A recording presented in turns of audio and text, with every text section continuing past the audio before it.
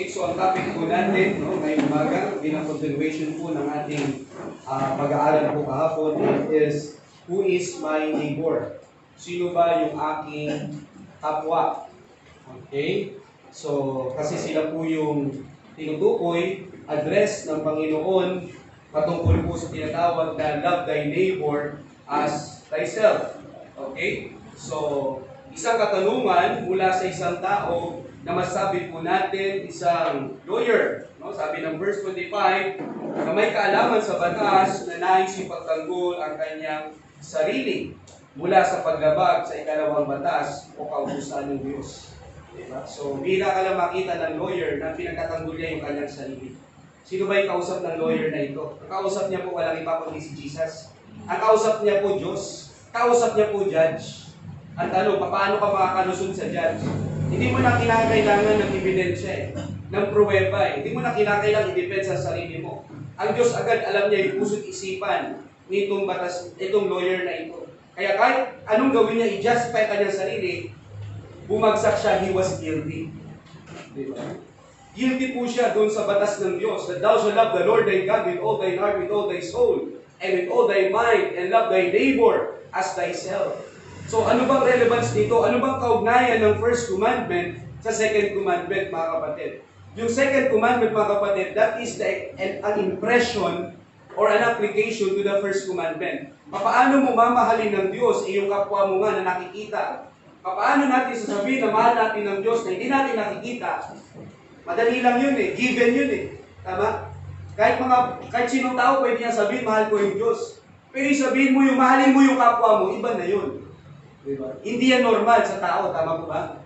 Pero yun nga, sabi ng Bible, these two commandments hang all the law in the prophets.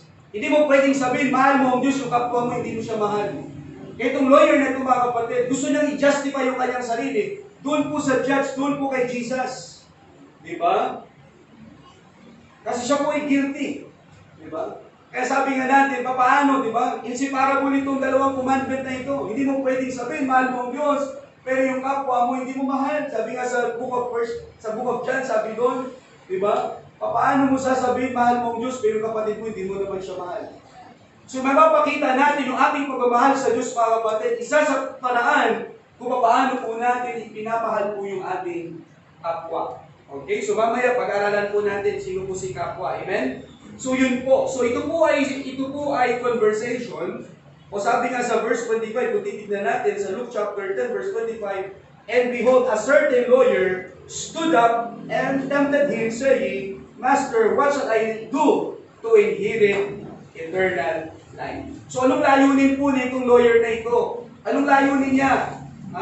Sabi niya, to tempt Christ with that kind of question. Okay? Temptation, he tempted Christ. Akala niya mas makikita niya pa si Kristo pagdating sa batas, pagdating sa talino. Feeling niya siguro matalino na siya. Pero sabi nga, hindi sapat po yung alam po natin kung di naman natin ipinapamuhay ang salita po ng Diyos. So sabi niya, he tempted Christ. What shall I do to inherit eternal life? Natanong, paano sinagot ni Christ itong lawyer na ito? Sinagot niya ba directly itong lawyer na to? Anong sabi ng Biblia, verse 25? And he, referring to Jesus, answering said, Thou shalt love the Lord. Verse 26, sabi ni Jesus, He said unto him, sinabi niya sa mambaba, sa manananggol o sa lawyer na ito, what is written in the law? Ano ba nakasulat sa batas? Okay? So, hindi ginamit ni Kristo yung batas para maging paraan ng kaligtasan. Una, tinanong niya, ano bang alam mo sa batas? So ano sabi ng Biblia? How readest thou? Paano mo ito nababasa? Paano ba ito pinag-aaralan? Kasi mambabatas ka So ano sabi nitong lawyer na ito? Sabi sa 27, and he answering said, Thou shalt love thy name, the Lord thy God, with all thy heart, with all thy soul, with all thy strength, and with all thy mind, and thy neighbor as thyself. So tama. Kaya sabi ni Jesus, verse 28, and he said unto him, Thou answered right. Tama yung iyong sagot.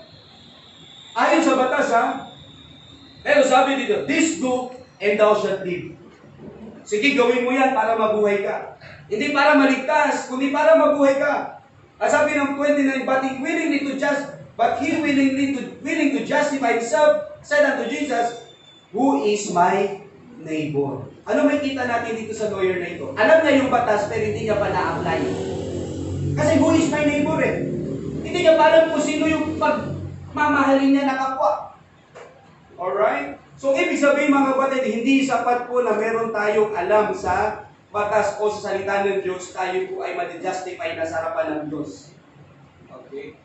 Okay? So, dito may kita po natin na yung batas, bagamat ayun po yung sinagot ni Jesus, doon po sa lawyer, it doesn't mean na sa magitan ng pagtupad ng batas, mga kapatid, tayo po'y maliligtas. Okay? Ang pagtupad po ng batas ay mahalaga po. Bakit? Kasi po ito po yung nagpapatotoo na tayo po ay totoong ligtas kung sinusunod po natin ang salita ng Diyos. So yun po mga kapatid. Kaya nga dito may kita natin, kung titignan natin, anong mas mahirap? Mahalin ng Diyos o mahalin ng kapwa? Ano po mas mahirap? Mahalin ng Diyos, mahalin ng kapwa? Ang Diyos ba perfecto? Ang Diyos ba mabuti? Ang Diyos ba mabait? Hindi mahirap mahalin ng Diyos. Yung kapwa mahirap, tama ba? Minahal mo na, tinulungan mo na, ano pag gagawin sa'yo? Sisiraan ka pa. Naku yung mabatid? So mas mahirap mahalin po yung kapwa. Pero sabi nga ng Panginoon, love thy neighbor as thyself. Okay. Mahalin mo yung kapwa gaya ng pagmamahal mo sa iyong sarili. Utos po yan ng Panginoon. Bakit? Kasi ang Diyos, minahal niya rin tayo. Tanong, pero ba ditong qualified sa pagmamahal ng Diyos? Do we deserve the love of God? Sabi ng Romans 5:8, but God commended His love toward us in that while we were yet sinners, Christ died for us. Minahal tayo ng Diyos ng unconditional love. Nung tayo po'y makasalanan pa, doon po tayo minahal ng Diyos. Sino po dito paano ka naligtas? Hinanap mo ba ang Diyos? Meron ba naganap dito sa Diyos? O merong ginamit ang Diyos para makakilala ka sa Kanya? Meron ba? Di ba karamihan ng ating kaligtasan ay meron pong ginagamit ang Diyos para mailapit po tayo sa Kanya. Bihira ka lang makita na yung tao na lumapit sa Diyos. Tingnan niyo po si Eva at Adan. Nung nagkasala si Eva at Adan, anong ginawa ko? Lumapit pa sa Diyos o lumayo? Sabi ng Biblia sa Genesis chapter 3, after nila magkasala sa Diyos, nakita nila na sila ay hubot-hubad. Sabi ng Biblia, kumuha sila ng daon, pinangtakip, at kung narinig nila tinig ng Diyos, sila po'y nagtago. Nakita niyo mga kapatid? Hindi sila lumapit sa Diyos, nagtago sila. Ganun yung tendency sa tao. Instead na lumapit sa Diyos, nagkasala, lumalayo pa. That's the time kung bakit ang Diyos nagbigay po ng batas. Para mailapit po tayo sa Diyos. Pero hindi yung batas ang magliligtas sa atin. Bakit? Ano ba sabi ng batas? Romans 3:23, for all have sinned and come short of the glory of God. There is none righteous, no not one. Sabi na ng batas, walang matuwid, wala kahit isa. At ang pasabi ng batas, ang kabayaran ng kasalanan ay kamatayan. Romans chapter 5 verse 12, sa magitan ng isang tao na nagkasala at lahat kasalanan ay pumasok sa daigdig. At ang kamatayan, so ang lahat ng tao ay mamamatay. Ay nasabi ng batas. So ngayon, ano po sabi ng Biblia? Galatians chapter 3 verse 24. Yung batas, ibinigay ng Diyos para dalhin tayo kay Kristo. Alright? Okay? Okay mga kapatid? Amen po ba? So ito si Eva at Adan, nagkasala sa Diyos. Ano ba po ng batas na binigay sa kanila? Patungkol sa pagkain. Tama po ba? Amen? Ano sabi ng Diyos? Maaari yung kainin at ang bunga kahoy dyan. Maliban na sa pagkilat na sa mabuti. Sa oras sa kainin mo, tiyak ang mamatay. Ang tanong, mahirap ba sundin yung pagkain? Yun dito nahirapan, yung diet. Uy, bawal yung matamis. Nasusunod nyo ba? Di ba hindi, di ba? Tama po ba? Hindi na nasusunod kung ano yung bawal, ay po yung kinakain natin. By the way, yung baboy pala, anti-cancer lang pala yung baboy. Nakapalitan niyo po yun? Anti-cancer na po yung baboy. Anti-anti ka lang, may cancer ka. Di ba? Kalating good siya. Di ba? Di ba? At least para magising na po tayo. Okay? So mga kapatid, si Eva kada nagkasala. Ang utos lang kainin ng lahat ng buong kahoy, maliban lang sa isang punong kahoy. Doon po matetest po kung sino po yung tao. Okay? So nung nagkasala po sila, ano po yung verdict ng Diyos? Kamatayan. Tama po ba? Kamatayan po eh. So ang batas po, nagpapaalala sa tao na may kamatayan sa atin. Ayan po yung nagsasabi, yung batas na nagsabi na tayo po yung mamamatay. At sa batas din ng Diyos, Gumawa ang Diyos ng provision para yung tao mapapawalang sala. Sa papaanong paraan? Sa magitan ng pag-aalay po nila ng dugo. Sa Old Testament. Tama po ba? Yung dugo na yan, for almost 4,000 years, in-apply po nila. Anong sabi ng Biblia? Galatians chapter 3, verse number 21 to 24. Anong sabi po ng Bible? Ano yung batas? Okay, ibasa nga po. Galatians chapter 3, verse 21, I think, or 19 to 24, nasabi po ng Biblia, is the law then against the promises of God? God forbid, for there is had been a law given which could have given life, when righteousness should have been by the law. Tuloy, verse number 22. But the Scripture hath concluded all under sin, that the promise of by faith of Jesus Christ might be given to them that believe. Verse 23. But before faith came, we were kept under the law, shut up unto the faith which should afterwards be revealed. Verse 24, ano sabi ng Biblia? Wherefore the law was our schoolmaster to bring us unto Christ, that we might be justified by faith. So ano ibig sabihin niya, mga kapatid? Una, yung batas, nagpapakita ito'y salamin. Kasi sinasabi ng salamin, may kasalanan ka, may dumi yung mukha mo. Ay, sasabi ng salamin. Ganon din yung batas, sabi ng batas, makasalanan ka. Pero hindi ito nagtatapos. Sabi ng batas, ang kabayaran ng kasalanan ay kamatayan. So ngayon, may provision ng batas. So para makaiwas sa batas, di ba? Kailangan mong mag-alay ng dugo. Di ba? Like sabi ng Biblia, without the shed of blood, there is no remission of sin. At anong purpose ng batas? This is our schoolmaster to bring us to Christ. So ibig sabihin yan, Pastor, simple lang mga kapatid. Ang ibig lang sabihin yan, mga kapatid, di ba? Schoolmaster to bring us to Christ. So for almost 4,000 years, ginagawa yan ni Adan, ni Eva, ni Cain, ni Abel. Nag-aalay sila ng dugo na alay. Pangtakip sa kanilang mga kasalanan. Ngayon, kung ikaw, may anak ka, Nay, bakit mo pinapatay yung tupa? Di ba, last week, nagpatay ka na ng tupa. Tapos bakit yung dugo? Inaalay niyo po doon sa tabernakel o binibigay niyo sa priest at yung priest papatayin yung tupa at magkalito. Ano po ba ibig sabihin? For almost, sabihin na natin 2,000 years, for almost 2,000 years, ginagawa niyo po yun. Tumataling sa puso't isipan ng tao, ng bata, ng henerasyon, next generation, na merong Mesayang darating. Bakit? Kasi nga sabi ng batas, makasalanan tayo. Kailangan natin ng tagapagligtas. At yung Mesaya, ganun ang gagawin. So to bring us to Christ.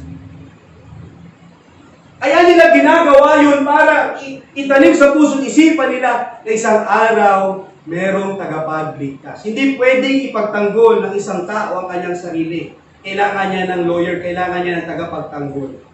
So yung batas, mga kapatid, nagtuturo ito patungkol kay Kristo. Ano sabi ng batas? Lahat tayo makasalanan. Sabi ng batas, ang without the shedding of blood, there is no remission of sin. So ngayon, paano natin makakamtan? So itong tao makasalanan, ito yung batas, ayun yung judgment, kamatayan. Ngayon, paano tayo makaiwas sa kamatayan na yun? Kailangan natin ng law para maging schoolmaster natin. Tama? Maunawaan natin kung ano siya sabi ng batas. At pag naunawaan natin sa sabi ng batas, no, hindi tayo karapat-dapat sa harapan ng Diyos, hindi karapatan, pakaputan langit, sa sabi ng batas, patungo tayo ng impyerno. So ano sabi po ng batas? Kailangan mo ng tagapamagitan. Kailangan may mag-alay ng kanyang dugo. So may kanino ka lalapit? Saan tayo dinadala ng batas? Patungo kanino? Kay Kristo. So ngayon, mabatid, hindi po yung batas ang magliligtas sa atin. Kundi yung batas ang magdadala sa iyo patungo kay Kristo. At paano mo makakamtan yung batas papunto kay Kristo? Simple lang. Kailangan mo ng mercy. Kailangan mo ng grace ng Diyos. Kala, di ba yung mga hinati ba napapanood natin sa TV, di ba? Pag nahatulan na ng sentensya ng kamatayan, sentensya ng life sentence, ano ginagawa po na nasentensya? Ano pong ginagawa niyo po? Nag-celebrate ba? Sinasabi niya, kahit humingi siya actually ng tawad eh. Okay. Ginagawa ba nitong, hindi po, next time, hindi na po ko kapatay. Ganun ba? Hindi eh. Ano ginagawa usually po ng mga nasentensya na? Ano po yung reaction? Di ba umiiyak? Tama? At sa kanilang pag-iyak, ano po yung kasama nun? Humingi ng alin po? Awa. Tama? Awa na kayo sa akin, mamatay na ako, maawa po kayo sa akin. Kahit anong hihingi ng tawad, wala eh. Ang kailangan niya awa.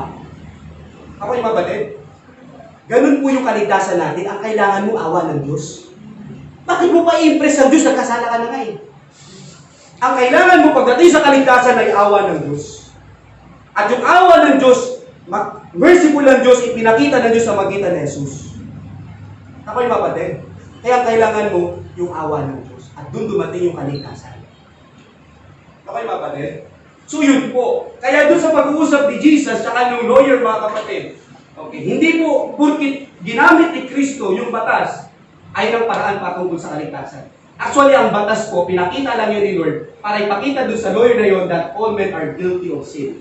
Kahit sa soul winning natin, mga kapatid, gamitin mo yung 10 Commandments, applicable eh. Halimbawa, sa 10 Commandments, ano sabi yung 10 Commandments? Huwag kang, ano ba yung nakalagay sa 10 Commandments? Diba? Sabi doon, huwag kang papatay. Thou shalt not kill. Tanungin mo siya, ikaw ba nag-isip ka na ba na masama sa iyong kapwa? Opo, sabi sa New Testament, pag nag-isip ka sa kapwa mo na walang dahilan para mo na siyang pinatay. So guilty ka na dito. Ano pa? Ikaw ba nag-isip na ng may pagnanasa sa, halimbawa, kung lalaki ka sa babae? Opo, guilty ka naman ulit. Ano pa? Huwag kang magnanakaw, huwag kang magkakabit. Huwag mong gaganasaan yung kapwa mo, yung ano man yung meron siya. Opo. Sumunod ka ba sa magulang mo? Hindi po. Ang dami na pong kasalanan ng tao. So yung batas ay salamin po yan. At ano pa sabi ng batas? Ang kabayaran ng kasalanan ay kamatayan. So sa magitan ng batas, mga kapatid, inilalapit ng batas ang tao patungo kay Kristo. Amen po ba? So yun po. So kaya itong lawyer na ito, mga kapatid, una para sa kanya, akala niya matuwid siya. Akala niya, alam niya yung batas, righteous siya. Pero nung pinakita ni Kristo yung batas sa kanya, nalumo siya. Lord, who is my neighbor? Bakit? Sa totoo lang, hindi na pala tutupad yung batas. Okay, mga kapatid, amen? So yun po, kaya ang batas, mga kapatid, nagpapakita na tayo po ay makasalanan. So yun po. So itong lawyer na ito, mga kapatid, sabi dito, isang katanungan mula sa isang manananggol na may kaalaman sa batas na nais ipagtanggol ang kanyang sarili mula sa paglabag sa ikalawang batas o kautusan ng Diyos, which is to love thy neighbor as thyself. So I believe that he was aware of its penalty for violating the 10 Commandments or the moral laws, which is punishable by death. So with his moral conscience, mga kapatid, and speak awareness, he knew that he was guilty of sin and lost. He was lost, and one day he will face God in Judgment Day when he died. So kaya sabi niya kay Jesus, Master, what shall I do to inherit eternal life? So ano yung tanging magagawa ng tao para makamtan niya ang eternal life? Ha? Ano sabi ng batas? The law is our schoolmaster to bring us unto Christ that we might be justified by faith. So ibig sabihin, mga kapatid, ang pinaka-end ng law ay walang iba kundi faith in the Lord Jesus Christ. Paano ka ma-justify sa iyong kasalanan? Okay, tingnan niyo po, Romans chapter 3, verse 29 o 28. Ready now, read? Therefore, we conclude that a man is justified by faith without the deeds of... Hindi raw tayo mapapawalang sala sa batas, kundi napawalang sala ang tao sa magitan ng kanyang pananampalataya. Okay? So yun po, mga kapatid. Kaya sabi niya, Master, what shall I do to inherit eternal life? So alam natin na hindi po sa gawa o pagtupad ng batas, ang tao ay maliligtas o makakamtan ng buhay na walang hanggan, subalit ang pagtupad o pagsunod sa mga kautusan ng Diyos ay mahalaga na tuparin o sundin dahil ito ay nagpapatotoo na tayo ay tunay na ligtas at manampalataya sa ating mahal na Panginoon. Sa atin, hindi natin sineseta sa ilang batas. Tinutupad pa rin natin yan. Bakit? Kasi pagpapahayag yan na tayo po ay tagasunod po ni Kristo. Okay? Kaya sabi ni Jesus, Matthew chapter 5, pabasa nga po, Matthew 5:17, ano sabi ni Jesus? Matthew 5:17, ano sabi po ng Biblia? Ready now, read? Think not that I have come to destroy the law or the prophets. I have not come to destroy but to... Oh. Si Jesus na parito, hindi para sirain ang batas.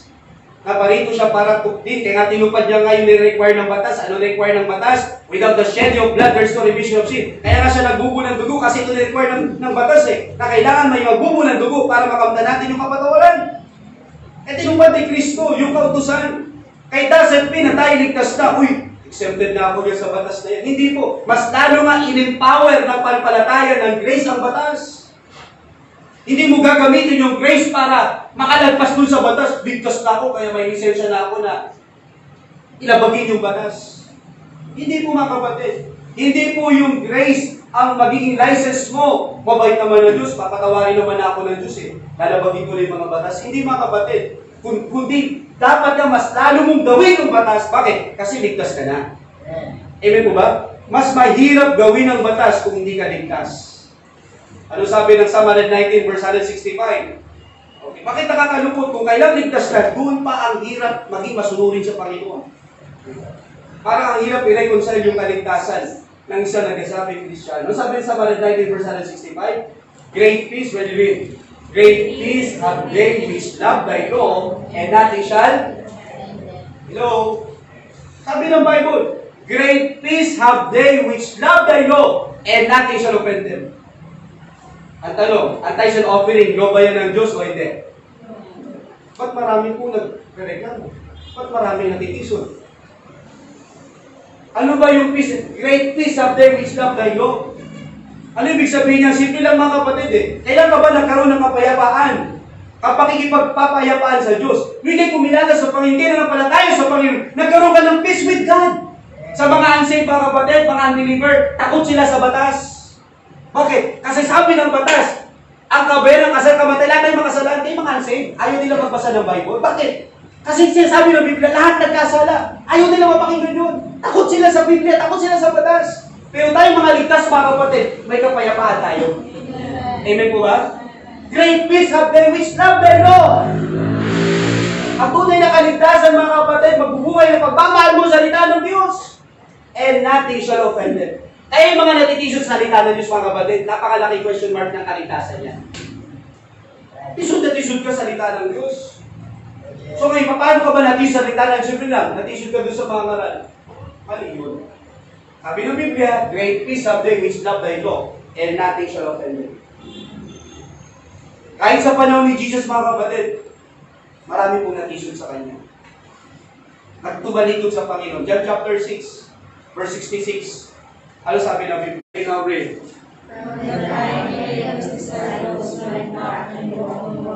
Bibigyan mo, na-offend sila kay Kristo. Titingnan natin yung previous verses. Na-offend sila kay Jesus at Jesus ni Christ. Anong ginawa nila? Ito na lang gagawin eh. They went back and walked no more with Him. Sino po yan? Many of His disciples. Ewan kayo magtataka. Ba't kami, kunti na lang kami, marami na nag-alisan. Ayun na, sabi ng Bible. Ilan yan, Pastor? Kung titignan mo dyan, chapter 6, ilan yan? 5,000 lang yan. Nag-alisan na yung 5,000. O sabi natin, hindi lahat ng 5,000 na yun. Pero maraming umalis. Many. Hindi few, many. Ilan na lang natira? 12. Ano sabi ni Jesus sa 12? Then said Jesus unto the 12. Ito na lang natira, 12 na lang. Will you also go away? Aalis din ba kayo? Hindi po, 12 na lang ha. Ano sabi ni Simon? Then Simon Peter answered him, Lord, to whom shall we go? Thou hast the words of eternal life. And by the way, mga kapatid, totoo yun, napakadali lang maligtas. Pero yung responsibility ng kaligtasan, mahirap. Ligtas ka na, tama ba? So merong command ang Diyos. Doon tayo nagkakastruggle. Eh sabi ni Peter, that was the words of eternal life.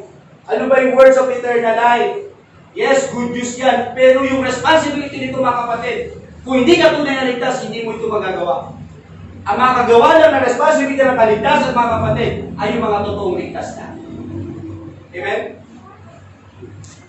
Verse 69, sabi niyan, and we believe that we are sure that thou art Christ na sa nalibing God. Mga kapatid, simple lang po. Sigurado sila Pedro, mga kapatid, na si Kristo yung tagapagligtas. So therefore, wala pong sayang na oras, panahon, pagod, paglilingkod, pag-ibigay na sa Diyos. Hindi maaaring walang kabulo. Bakit? We are sure. Sabi yan, di ba? We are sure. Ano, kayo ba sigurado pa kayo sa pananampalataya? Amen. Pag hindi ka sigurado, mag-aalanganin ka. Kunting pagsubok, kunting problema, ano, tuloy ba tayo o hindi? Ako may problema, wag na lang. Pero sila Pedro, mga kapatid, kahit buhay nila pa mga kapatid, inalay nila sa Panginoon. Bakit? Kasi sigurado sila. Amen po ba? Tanong, sigurado ka ba sa iyong pananampalataya sa Diyos? Kahit may pagsubok, hindi mo magpapatuloy. Kaya sabi ni Jesus, verse 17, ready now read. Answer them, have not I chosen you 12, and one of you is biruin mo. Out of 5,000, 12 na tira. Nasa 12, may isa pa. No, is a devil. Sino po yung devil dyan? Ha? Yung Judas. Paano masabi bigtas si Judas o devil na? Son of perdition si Judas. He spake of Judas Iscariot, the son of Simon, for he it was that should betray him and be one of the 12. Mga kapatid, kaya sa Panginoon mga kapatid, pagdating sa kaligtasan, hindi ito paramihan. Hindi po ito paramihan. Yung totoong kaligtasan, magamanifest siya sa gawa mo. Kaya tama sabi ng Biblia, faith without works is dead. Hindi totoong pananampalataya kung walang manifestation ng gawa. At ano yung gawa? Pagtugtog, pagsunod sa salita at kautusan ng Panginoon. Ano yung kautusan ng Diyos? Thou shalt love the Lord thy God with all thy heart, with all thy soul, and love thy neighbor as thyself. Mahirap pa yung dalawa na yun? Mahirap pa yun Sa totoo lang mga kapatid, pag tama relasyon mo sa Diyos, hindi ko mahirap yung pangalawa. Tama po ba? Pero kung wala kang relasyon sa Diyos, hindi mo magagawa yung pangalawa. At tanong, Lord, sana isa na lang commandment. Thou shalt love the Lord thy God with all thy heart, with all thy soul. Okay na yun, Lord. Pero hindi. Bakit? Ang Diyos hindi niya naman sa totoo lang kailangan ng paglilingkod natin eh. Tama mali? Hindi niya kailangan ng pagmamahal mo. Bakit? Kahit wala tayo, Diyos pa rin siya eh. Kumpleto pa rin siya eh. Tama po ba? Pero bakit ba natin kailangan ng pagmamahal? Kasi empty tayo. Kailangan natin somebody na mag-fit sa love ng kahit nais natin. Pero ang Diyos mga kapatid, kahit hindi ka maglingkod, Diyos pa rin siya. May para saan yung paglilingkod mo? Kaya nga ang direction ng lingkod, paglilingkod mo, doon sa iyo kapwa, patungo sa Diyos. Okay mga kapatid? Kasi nasa langit siya eh. Lord, ito po yung tides ko. Hindi ganun. Horizontal, Lord, ito po yung tides ko. Papunta sa Kanya. Okay mga kapatid? Mayroong mga taong kailangan mo paglagakan ng serbisyo patungo sa Diyos. Kasi ang Diyos nasa taas siya eh. Ngayon may mga taong pinili ang Diyos na ilalagay sa ating buhay na sinasabi ng Biblia, those are your neighbors na deserve ng iyong serbisyo. Kasi, hypocrisy yun. Sabi mo, mahal mo ang Diyos, yung kapwa mo, hindi mo mahal. Tama po ba? So yun po mga kapatid. Kaya dito may kita natin itong lawyer na ito sa Luke chapter 10 verse 25. Okay, nakita niya, ang gusto niya sana, i-test yung knowledge ni Christ. O gusto niya sanang, maaaring in-underestimate niya yung knowledge ng Panginoong Jesus. Lawyer ka, kakalabanin mo yung judge. So yun mga kapatid. So, ang batas ng Diyos ay mahalaga upang tayo po ay makapamuhay ng maayos. Dito sa lupa, subalit hindi po ito daan para sa kaligtasan, kundi ito po ay larawan o sumisimbolo ng pagdating ni Kristo na siya ang tutupad ng batas ng Diyos sa magitan ng kanyang katwiran kamatayan. Alright? Sa krus ng Kalbaryo para sa ating kasalanan kabayaran nito upang maibalik ang kaugnayan ng tao at ng Diyos. So Matthew 22, tignan natin. Matthew 22 verse 37 to 40. Ano sabi ng Biblia? Matthew 27 verse 22, 37 to 40. Ano po sabi ng Panginoong Jesus? Matthew 22. 37. The Bible says, ito po ulit yun eh. Parang parallel po ito. No? Verse 25. Then one of them which was a lawyer asked him a question, tempting him, saying, Master, which is the great commandment in the law? 37. Jesus said unto him, Thou shalt love the Lord thy God with all thy heart, with all thy soul, with all thy mind. This is the first and great commandment. And the second is like unto it, Thou shalt love thy neighbor as thyself. On these two commandments hang all the law and the prophets. So dito baliktad naman. Doon sa Luke chapter 10, di ba, ang Diyos nagtanong doon, o nagtanong yung lawyer, okay, at binalik ni Jesus yung tanong, ano ba sinasabi ng batas? Dito naman, tinanong naman si Jesus, ganon din, which is the great commandment. So what is the great commandment? Thou shalt love the Lord thy God with all thy heart, with all thy soul, with all thy mind. And the second is like unto it. Ano ibig sabihin yan? Yung first commandment is a great commandment. The second commandment is also the great commandment. Kasi is like unto it. Ako ano mga kapatid? Sa ibig sabihin, tama naman, yes, tama, great yung pagmamahal sa Diyos. Pero sabi ng Bible, thou shall love thy neighbor. Ang pagkakaiba lang po diyan yung level ng pagmamahal. Kasi pagdating sa pagmamahal mo sa Diyos, dapat whole, 100%. Tama po ba? Pero yung pagmamahal mo sa kapwa, ang level nun is kung paano mo minamahal ang iyong sarili. So, ibig sabihin, pagdating natin sa Diyos, pagmamahal sa Diyos, dapat ang Diyos walang kapantay. Dapat ang Diyos non-negotiable. Pero pagdating sa tao, negotiable. Okay mga badin, amen? Hello, amen po ba? Amen. Kasi tayo, limbawa, church ngayon. Ay, gusto sana kumain sa Jollibee ngayon. Kaya lang may simba pa. Anong gagawin mo? Uunahin mo ang Diyos. Yung sa'yo, pwedeng mamaya, pwedeng bukas. Tama? Kasi pag bukas ka pa magsasamba, hindi na po yun first day of the week eh. Monday na po yun. Monday na yun, para yun sa mga Muslim. They worship the moon god, Allah. Okay mga kapatid? Pero sa atin, we-worship natin, hindi po yung sun. We-worship natin ang totoong Diyos upon the first day of the week. So, non-negotiable pagdating po sa Panginoon. Amen po?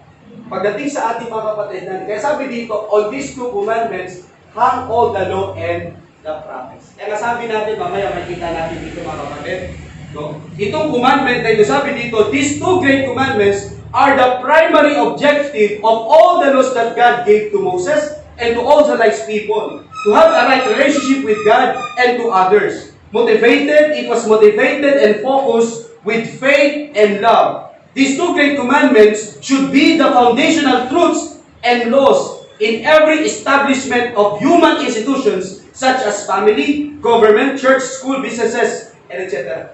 Ay mga kapatid, itong great two commandments lang ito.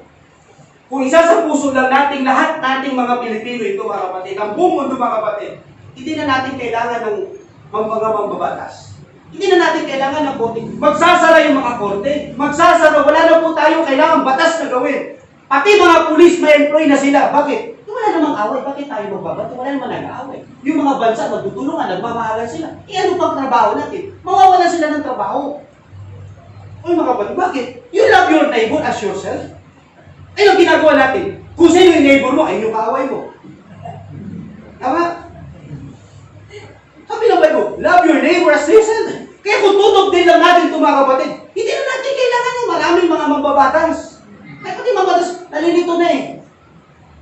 Ito lang perfecto na ang Diyos. Kaya sabi ng Bible, on these two commandments, hang all the prophets. Eh mga kapatid ng Israel, di ba? Sa biyaya ng Diyos. Isa sa pinaka-maliit na bansa pero successful na bansa. Bakit? Kasi nasa kanyang batas ng Diyos. At yung may salita yung mga kapatid, mahal nila yung kapwa nila. Mahal nila yung kababayan nila. Hindi mo pwedeng galawin mga Hudyo. Kapwa nila Hudyo, pinagtatanggol nila. Tayo, baliktad mga Pilipino. Kung sino pa yung kapwa Pilipino, ayun pa yung ilalaglag ng kapwa niya Pilipino. Tama ka rin? Ikaw, sa ibang bansa, mag-promote sila nito Hindi pwede yan. Ilaglag natin. Hindi mo kapong Pilipino, lalaglag mo. Samantalang sa ibang bansa, mga kapatid, yung mga magkakalahi na tutulungan. Tama? Dito na lang, dati lumayo ka kung saan-saan eh. Dito na lang, punta ka dyan sa sa Tondo. Punta ka dyan sa sa mga maraming, Filipino-Chinese. Karamihan sa kanila, ano po ma-observe nyo po? Ma-observe nyo mga kapatid. Punta ka dito, Chinese may-ari. Punta ka dun, Chinese may-ari. Punta ka dun, Chinese may-ari. Tama mali? Hello, tama po ba? Bakit? Kasi I believe nagtutulungan sila eh. Ikaw, bago ka sa Tabi, Manila, ano gusto mo? Sige, bigay kita po una na, kahit tiso-tiso lang, basta mahalaga, balik mo namin ito mo. Opo. Nagtutulungan sila. Tama mali po? Parang ganito kayo sa nagtutulungan. Ito matindi. Tingnan mo yung mga putusan nila. Yung pinakamababa, ano tatrabante nila? Sino po? Pinoy. Tama mali po? Pili mo, sarili mong bayan. Inchik mayari. Tayo, mga alin. Bakit? Pili mo, kapwa na nga lang kayo trabahante. Naghilaan pa kayo pababa. Kaya, hirap tayo mga Pilipino, masenso eh. Umangat ka po Pilipino, dapat sige Pilipino yan. Amen? Alahin ko yan. Hindi. Pababagsakin ko yan. Huli! Ano ba ang Pilipino, pababagsakin mo? O kaya, sino pa tutulong sa'yo? Wala na. Dapat pag kailan itong great commandment, mga kapatid, thou shalt love thy neighbor as thyself. Ano mang institusyon, mga kapatid, kung tutup din na natin, mga kapatid, mawalan tayo ng, hindi man absolute walang problema, pero magiging maginhawang buhay ko. Hindi natin kailangan ng pera. Tama? Bakit? Kasi sa panahon natin ngayon, pili mo kung gano'ng kasakin yung tao. Hindi ako kikilos ng walang pera. Di ba, mason ako, nakikita ko, luma-luma yung bahay na, sira-sira. Wala lang, hanggang mabulok na yan, sira pa rin. Bakit? I-hire mo ako, gagawin ko yung bahay. Pero mga kapatid, yung love thy neighbor as thyself, ikaw ba mga kapatid, sino ba dito nagpagawa ng bahay, sunod niya yung sarili niya? Papagawa ko ng bahay, magkano yung sweldo ko? Walang ganun, tama? Tinitipid mo nga sarili mo eh. Oh. So ibig sabihin mga kapatid, sabi ng Biblia, love thy neighbor as thyself, ibig sabihin nakita mo, sira-sira, naku, hindi pa nakapalatada yung kapitbahay ko. Ako nagagawa. O kumari, nakita ko to. Ano ba, simento ka ba dyan? Bakit? Ako nagagawa. Magkano? Wala akong pinapansinin yan. Sige na, ako nagawa. Hindi mo kailangan ng pera. Amen? Pakikisama lang. O, tapos na. Ikaw, karpintero. Nakita mo, butas yung bubong. Kumari, ako bukas ha. Gawin ko yung bahay. Hindi natin kailangan ng pera, mga kapatid. Nagugutom. Sige, kumuha ka dyan ng talbos. Kuha ka dyan ng nakamatis. Pitas ka lang dyan. Sa atin, di ba eh? Nagugutom na po ako. Sige, pili mo malunggay. Sige ko ka malunggay. Hindi ka malunggay, pagdating mo, gano'n na lang yung malunggay. Inubos.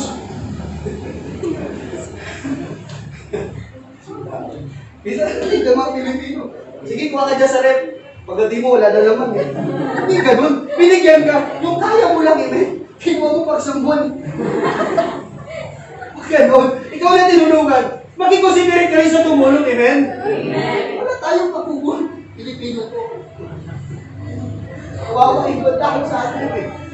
Mahal natin yung mga Pilipino, pero balik sa ating bansa. Marami tayong character traits na magaganda.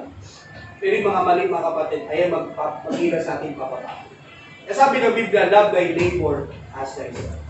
Kung outside ng family, ng church, napakaganda nito, how much more sa loob ng tahanan? How much more sa loob ng simbahan? Kaya po ba? So yun po kapatid. So itong great commandments na ito, kaya pala great. Bakit? Itong dalawa na ito mga kapatid, hindi na tayo maghirap. Itong Christ na ito, madali lang ito magawa ng parang mga kapatid. Kaya lang hindi nga natutupad. So ito'y binigay ng Diyos sa atin para makapabuhay po tayo ng maayos.